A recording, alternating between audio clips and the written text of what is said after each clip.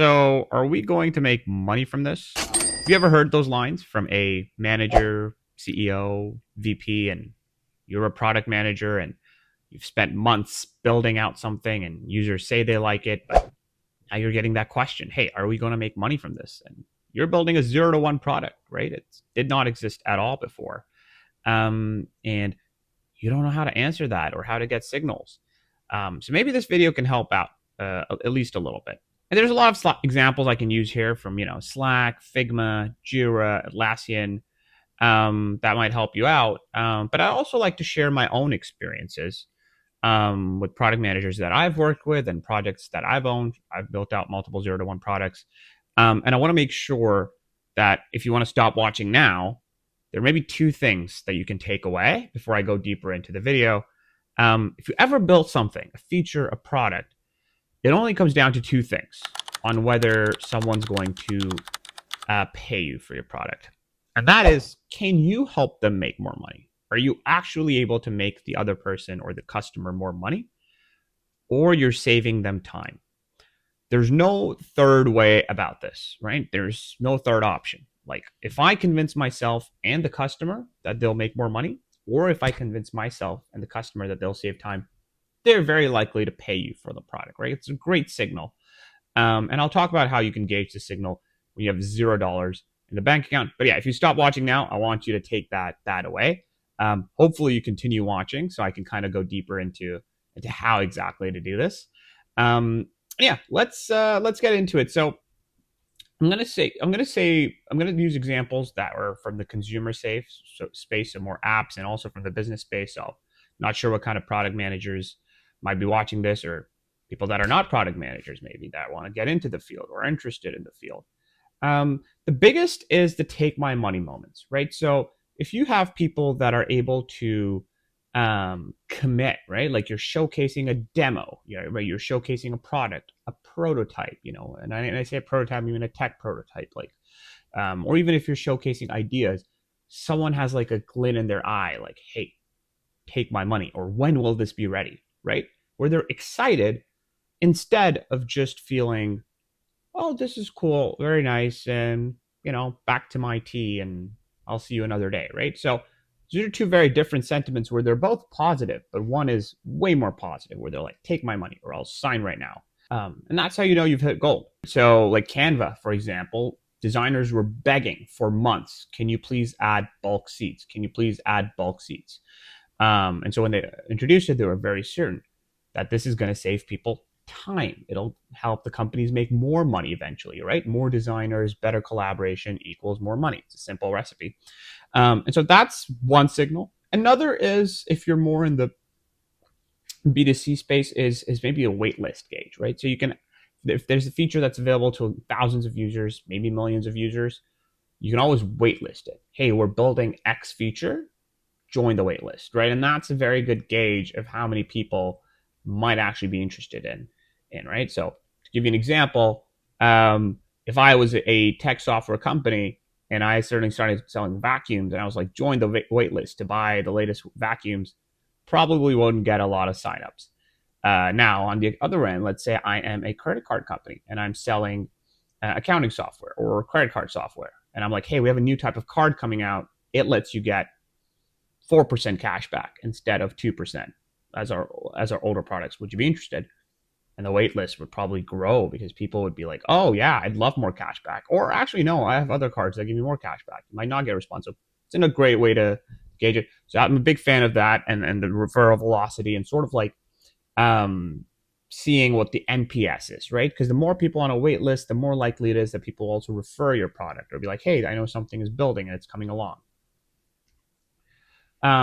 If you don't have as much access to like waitlist and you're not building for thousands of users, maybe you're building for 10 users or even one user in the B2B space, over there, a signed letter of intent, so an LOI is what they call it in the industry, is a very good indicator, or someone that's willing to come up with a paid pilot for a product that you're building.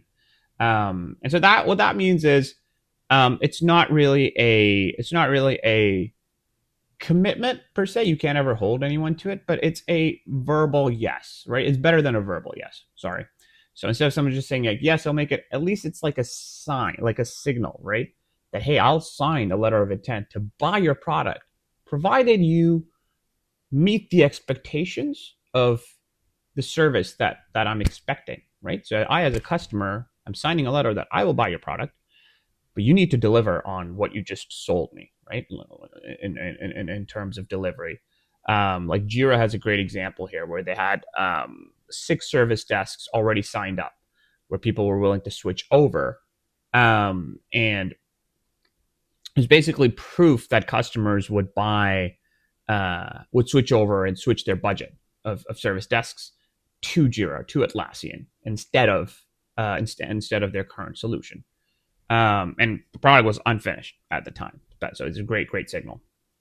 And another signal from the sales side of things is usually more demos booked, right? Like how many people are willing to demo your product? How many people are in that pipeline, right? Are able to be convinced that your product is the right one for them? How many people are able to uh, are interested in your pitch, right? Who are actually genuinely listening and seeing what this person has to offer, what this entity has to offer. That's another great indicator, right? But like I said, a lot of this also comes down to how sure are you as a product manager or as a designer or as a even just a regular person at a company that's an employee.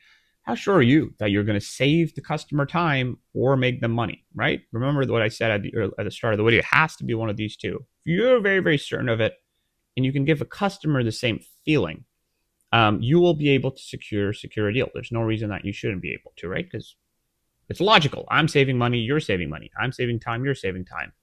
Why would we not do this, right? So it's not just sales, it's just logic at that point. But I'll make another video at some point on how to gauge success once a product is live. There's a lot of things you can do there. There's activation rates, right? How many people are activated in a platform. There's also like North Star metrics shouldn't be revenue; it should be something else, retention or how many chats are happening, or et cetera. Like whatever product you're building, like Slack, for example, would track how many messages were being exchanged when it first launched. Make sure that there's like a retention curve that's healthy, right? Like looking at how many people are sticking around for 30 days and coming back after. So yeah, it's it. Those are good metrics for a healthy product, right? So here we go. So I think I want to just sum it up and make sure you guys are on track here. So 5 things I think that'll help you get a gauge of success. So your take my money moments, right? That's one. Like someone's willing to pay you. 2 is of course if they're on the wait list and they're willing to spread that word. So there's some sort of referral velocity. If there's like a signed letter of intent or a paid pilot intent version where they're willing to come on and pay you for it if you build the product to their expectations.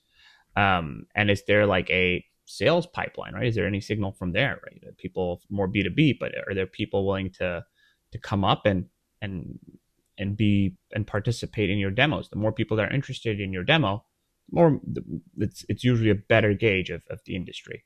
And then lastly, of course, which we'll talk about in another video, is activation rates. Like once you've built the product out, like you look at metrics, like how many people are activating, and then even within those activation rates, like you can go down into other metrics, which is like retention. You can also look at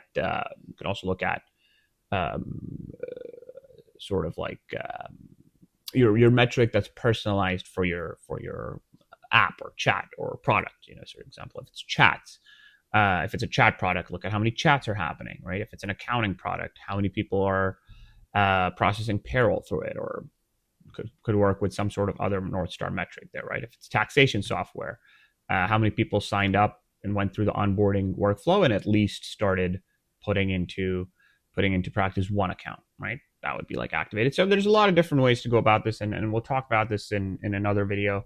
But yeah, I want to close this off by saying it is always hard to gauge how successful a product will be like pre-revenue, especially when you're building a big bet like a 0 to 1. So always happy to hear thoughts, comments if people have experience with it. I've done it a few times. And please like and subscribe and comment. I really appreciate comments. I reply to all comments. And yeah, would love your thoughts on other videos. And cheers. Bye.